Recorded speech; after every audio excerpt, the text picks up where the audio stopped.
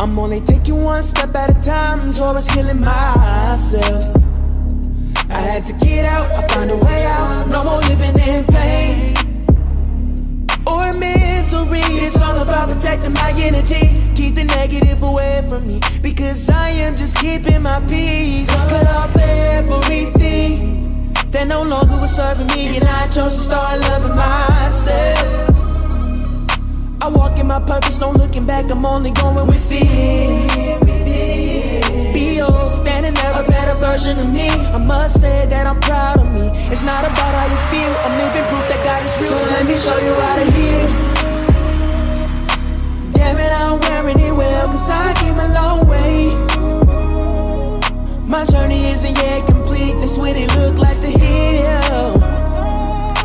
Damn it, I'm wearing it well, I'm proud of myself. It's nothing to it, you can do it, all you gotta do is just fight through it. Create a soul, create a soul, create a soul. Just fight through it. Create a soul, create a soul, create a soul, create a soul, yeah, yeah.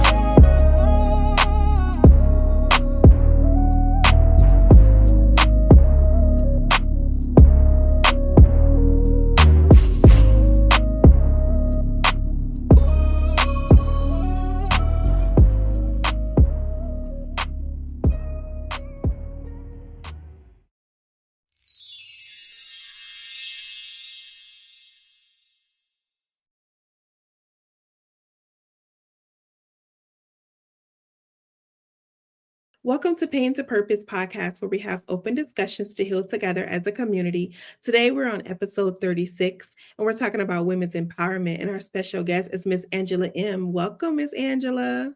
Hello. Thank you so much for having me. Thank you for coming on. I really appreciate it. I know you are very busy being a motivational speaker and all the hats that you wear, so thank you so much. Yes, thank you. And it's such a pleasure and a blessing. Good. So can you tell us a little bit about yourself? Sure, I can. So just as a person in the community, I am a single mother of three. I have 3 adult children, 28. My son is 28. I have a daughter who's 23 and a son, my youngest, who's getting ready to turn 19 on December the 19th. So I'm an empty nester. I work for a foster care agency here in West Texas, and I've been doing so for the past 3 years now. But I am not a stranger to child welfare because I've been in the field for 12 years. And through this journey, this career journey of mine, I was able to create my nonprofit called Empower Her Steps, which is utilizing your story, your life experiences as a platform to create the life that you so desire or dream of. Okay, wonderful. So can you tell us the beginning of that story? Absolutely. So my story is a roller coaster. It started when I was 7 years old, okay. And I became familiar during this year of the type of family dynamic I was born into. I was very toxic. My mom and dad exposed us to domestic violence. And through that, my mom decided to separate and leave my dad. And not knowing anything until I was pulled out of school, that's when I became aware that there was some issues going on between my mother and father. And I started to grow an idea of what this was. And so at 7, she moved my sister and I with her to Killeen, Texas, to live with some family relatives of hers. And in that situation, my sister and I were exposed to severe sexual abuse. And, you know, I did outcry to my mother when that happened. And I became aware that this wasn't something that families should be doing with children. And my mom acted very appropriate. She removed us from the situation immediately. And we completely disconnected from that side of the family, but the scars were there. And in that phase of my life as a 7-year-old, I started to really question why I was here. Why am I here on earth? What's the purpose? If I'm getting hurt, I'm getting left alone. Like there was just this spirit of depression, this spirit of maybe life would be better if I didn't exist. Mm-hmm. And that was the first time I started to contemplate suicide. So kind of flashing forward, my mother and my father did reconcile. And in that reconciliation, I mean, there was still those situations of arguments and, just really verbal abuse, emotional abuse. And we were exposed to physical abuse through severe, harsh discipline. And it was just hard growing up in that home. I mean, if you were to look at us from the outside, you would think, oh, this is a perfect family. We presented well. All our basic needs were being met, but we just didn't talk about what was going on behind the doors. And that happens a lot in families. Yes. They have this, I always say from back in the day they would say, what goes on in this house stays in this house. And a lot of people don't realize that when it's domestic violence in the home, even though it's the adults, the children are watching it. So the children are going through it just as well as the adults. And people don't understand how much trauma, is thrown onto your children. Like, it's not like they're not seeing it or they're not hearing it. It doesn't matter if a small argument or, words being thrown at each other, your kids are still hearing that or they're seeing it. And it does make a difference in their life. It changes a lot. Kids become, they carry so much when they've lived in a home like that. And a lot of people look at the outside, and if you have the home, the nice home and the food and the kids are dressed up and clean, nobody looks beyond that. Mm-hmm. That's absolutely, it's true. Yeah, you're right. And they don't really inquire. And I think just growing up in that generation, I think physical and just child abuse in general was starting to peak its head. Like people were starting to become aware that this was something that needed to be discussed. But we unfortunately grew up in that time where what happened at home stays at home, and we don't interfere. And so, just kind of growing up in that dynamic as I grew in age and adolescence, I suffered adolescent depression. I didn't know it was depression at that time. My mom and dad didn't know how to help me. It just came across as like, you're being lazy, you're sleeping too much, you just don't want to engage. But it was just hard because I was getting older and I didn't understand what life had to offer me outside of being 18, outside of my school career, because I was getting ready to graduate. When I was 18, I was ready to just quit school. And here I am. So I'm a compliant child because I don't want to suffer the discipline. So all through my school career up until the age of 18 and being a senior in high school, I was very compliant. I did what I was told. I didn't fuss. I made the grades. You would have never seen this coming from me at this time. But at 18, I was just done. I didn't understand what was happening. I didn't understand what I was experiencing emotionally. And my parents just didn't know how to advocate for me. So one time I got caught skipping school and I was in the principal's office and she asked me, she's like, where are you going when you're not in class? And I said, well, I'm hanging out with my boyfriend. And she turned to me and she's like, well, you know what happens to girls that do that? And I just look, my parents are sitting there with me in the office, like they don't say anything. And I'm like, well, you know what? Then that's fine. I'll just quit. I didn't quit. One afternoon, I was laying in my bed at home, not in school. And I had a teacher that reached out to me and she was so sweet. And it's not like I had a really good relationship with this teacher. She was an English teacher, but she reached out and she called me and she said, you know what? You're so smart and you're almost done. Don't quit now. And honestly, that was probably the first time I've ever had anyone speak a positive anything to me. and it almost gave me a breath of life, just enough motivation to finish out school. But at the end of it, after completing all my classes, getting ready, graduation day the next day, I still was like, okay, now what? Now what does life have to offer me? What am I going to do with myself? I don't know. And I attempted my first suicide attempt before graduation. Through the grace of God, I was able to wake up the next morning, and I'm like, well, I guess I'm doing life. So I get up, get dressed, walk across the stage. But it was almost like a reboot for me, because I was able to look at it and say, you know what? Now I can create who I want to be. I'm no longer having to do school. I don't have to follow those rules. So I took a semester off before I started college, and just kind of worked on myself, went back, started exercising again, started to eat right, had a full-time job. And then I was ready to jump into school. And the semester after jumping into school, I was pre-med major at that time. I met this guy who I just fell head over heels with. And you know where the story's going. And I'm 19 years old, and I'm just smitten by this man. And I end up getting pregnant. So here I am, 19 years old and pregnant. And I have to tell my father, who is very strict and who always raised me to believe that if I was ever a teen mother, then I would be kicked out of the home, basically disowned, and thrown to the streets. And that was the expectation when I was going to speak with my father about my circumstance. Mm-hmm. And so I remember packing everything, like just getting ready. I was packing up everything. I had my ex there with me, and we were getting ready to talk to my dad about me being pregnant.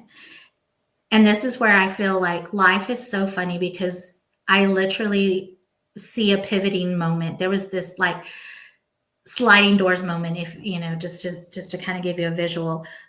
But I turned to my dad and I said, look, Dad, I'm pregnant. I'm going to get married, and I'm moving out of the house. And he turned to me with tears in his eyes, and he said, Angie, you don't have to do this. And it's almost like, it was like maybe a 5-second pause, but it seemed like forever, because that was something I didn't think I would ever hear from his mouth, is like, you don't have to do this. But because I was stubborn at that time and being very rebellious, I dug my heels in and I said, no, I'm doing this. And so I got married. I had my son. Had to deal with a cold shoulder for 9 months from my father, but eventually, that surpassed. And then 4 years later, I'm 24 years old, and I'm experiencing my first divorce due to mistrust and just not being ready for a relationship, not understanding what marriage was, and not really having a good example laid out for me. Mm-hmm. I moved back to my family home, and my dad's diagnosed with leukemia. And he ends up a year later, after we find out that he has leukemia, passing away. So at this time, I'm 24 years old. My dad has passed away. I'm going through my divorce, and I'm just looking for something, just going through that grieving process, just looking for some answers. And then my mom turns to me at that time, and she's like, okay, well, you need to move on with your life, and you need to figure it out. And I'm not going to be here to support you anymore. So she told me to find an apartment, find somebody to watch my son, who was 4 years old at that time. And I did. And at that moment, I just remember feeling so overwhelmed with sadness and feeling rejection and just feeling all this pain that I just didn't want to do it anymore. And so I just shut down. Some of the coping that I turned to was drinking. I mean, that's, that's a normal thing that people try to reach out to. So I would drink, and I just shut down, and I was like, you know what? I'm not trying to do this anymore. Like, I don't want to care about anybody. I just want to be me. I want to be here for my son. And that's all I want to do. Ended up falling into another relationship. This ends up becoming my second marriage. End up getting pregnant. and it becomes violent. It becomes toxic, and I am exposed to severe abuse from this man. So much so that I miscarry. And in that moment, I end up finding myself in a cycle of you leave, you come back, you leave, and you come back. And in those moments of coming back and reconciling, I get pregnant again with my daughter. And the abuse continues, and it continues. And then I get pregnant with my son. And then he decides that he's going to have an affair and kicks me and my 3 children out of his home. So here I am on the streets with my babies. I think my youngest at that time, who's not going to be 19 this month, was 3 at that time. And I'm okay with it because I'm like, it's the break that I needed. And I wasn't able to do it for myself. And it just pushed me out the door. So I had to get up on my feet. I'm like, okay, then we're going to go through this divorce. That's fine. But the cycle of domestic abuse and the cycle of being that battered woman, it's almost like a addiction in a manner of speaking. But then you also came from a home, you saw it in a home, so it became a generational curse. Yes. But you were able to break that cycle at some point. Yeah, it did. There was a moment where, the back and forth, and I just got so tired of it that it was my rock bottom. I fell to my knees crying, the ugly cry. So like tears running down my face and snot in my nose, and I'm gasping for air. And I'm just like, Lord, I can't do this anymore. I can't do this anymore. I need you to intervene. I need you to step in, and I need to know why these things happen. I need to know why a good person would go through suffering. What is all of this that's going on? And it wasn't until later that week when I went to church and I heard this message, and the scripture, my life verse, is Jeremiah 29:11 is what I heard, future and a hope. That's what God has for you. But when we make choices, we also have to suffer through those consequences. And it's not the suffering that God wants for us. I mean, we as humans make those choices for ourselves. Mm-hmm. And we have to be responsible for those consequences. And it just clicked. It just made sense that this isn't the life that God planned for me, because he definitely has a future for me. He definitely has hope for me. Mm-hmm. But I need to stop making the choices that put me in these circumstances that cause the grief, that cause the hurt, that cause the pain.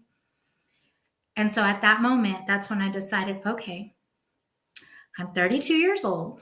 We're not going to do this anymore.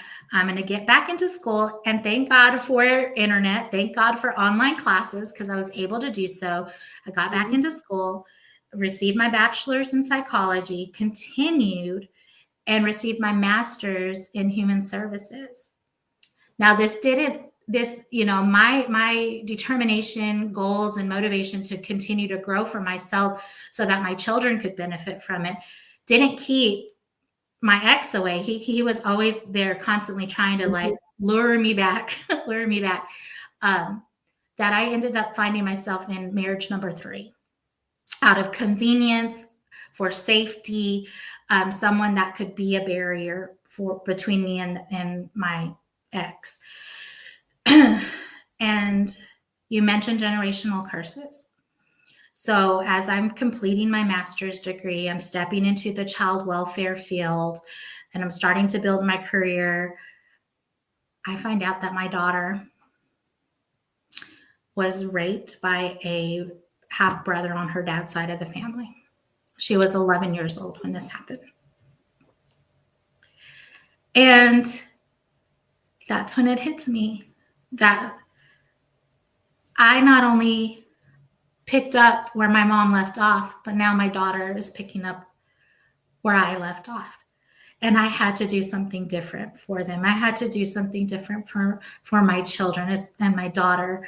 This is not the legacy that I wanted to leave behind for her. This is not what I wanted for her. And it was hard, because that sent her in a spiral of being out of control and questioning her identity and questioning who she was. And when she became 16 years old, now she's going through a domestic violent relationship in high school.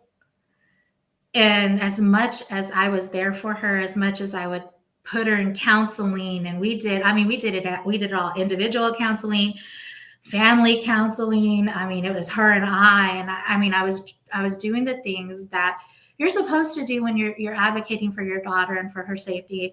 And the rebellion was just there. Like, it was like I'd pull her out of the fire just for her to walk right back into it. And it was so hard to watch until it got so bad that I had to just let her go. And I did. I let her go. And in that moment, the Lord was just kind of working with me.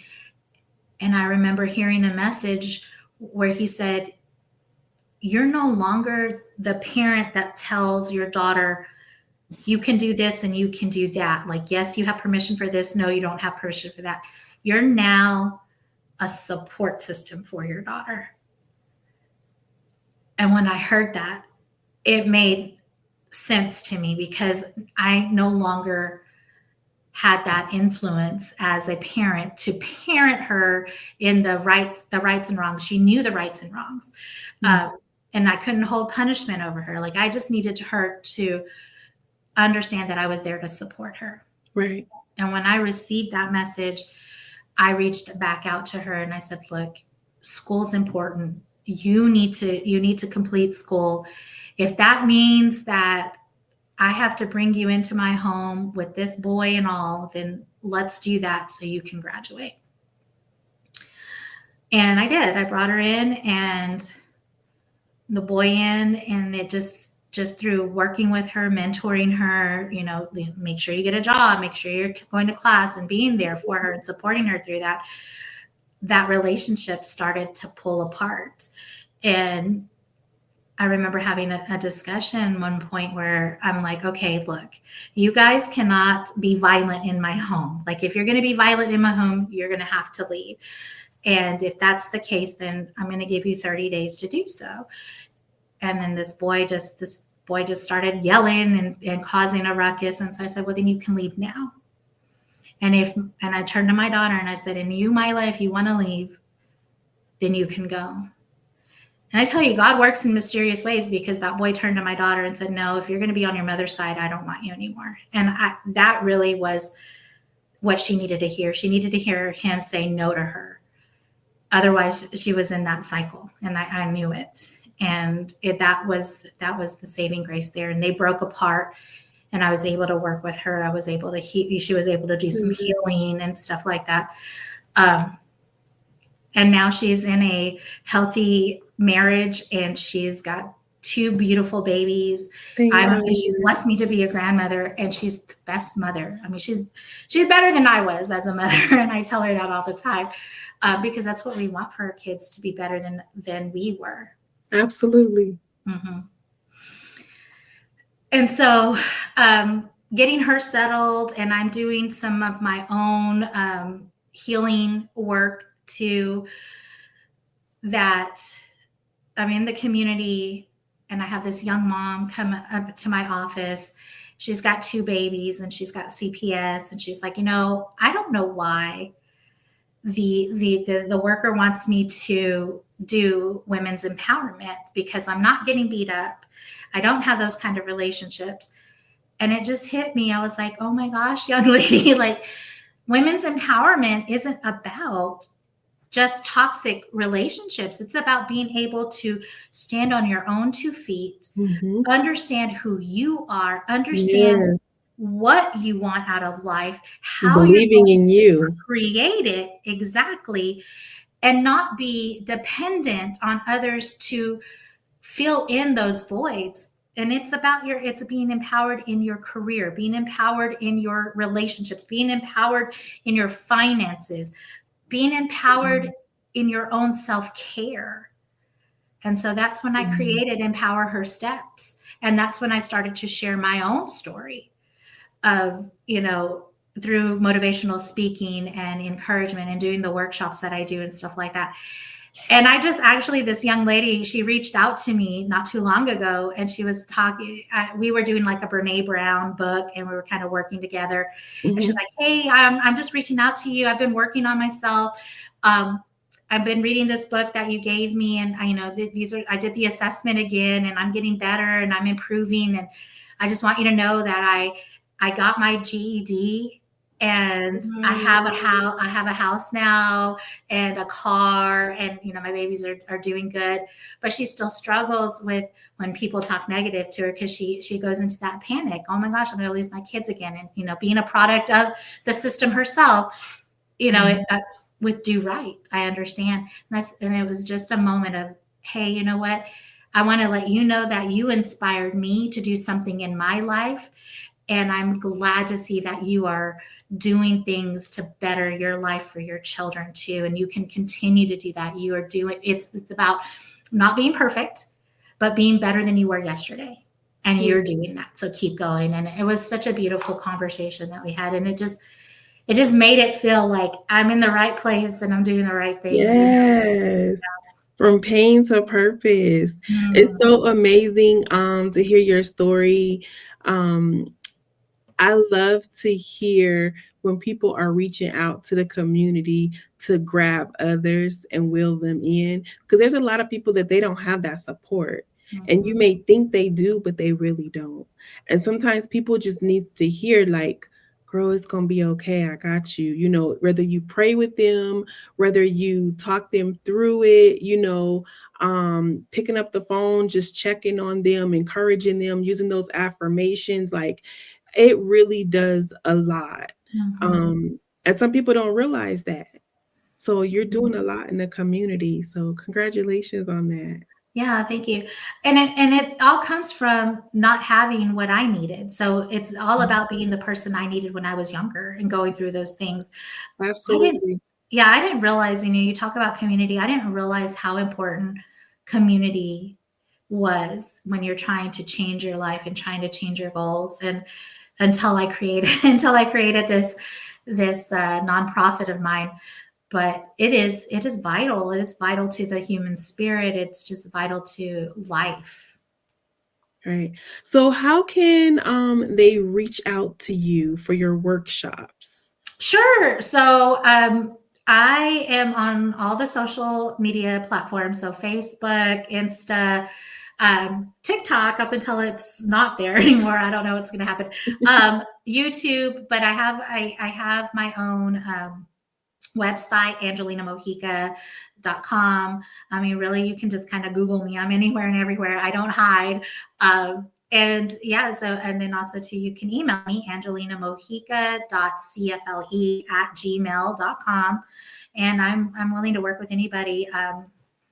Yes, I do coaching and just whatever the need is, I will create it. Okay, thank you for that. Is there any gems you would like to leave with our audience? Sure. So coming in 2025, June, I'm going to be doing a virtual conference, a women's conference for Empower Her Steps. And so I just, like and subscribe, share. It'll be released June I believe it's the 21st of 2025. Okay, absolutely. Let us know, remind us so that we can post it on our social media sites as well and get it out there. And for our audience, I pray that something was said that will help you through your life. And if you need a motivational speaker or a coach, please reach out to her. You will not be disappointed. And remember, it's only pain until you start your purpose and start your healing journey.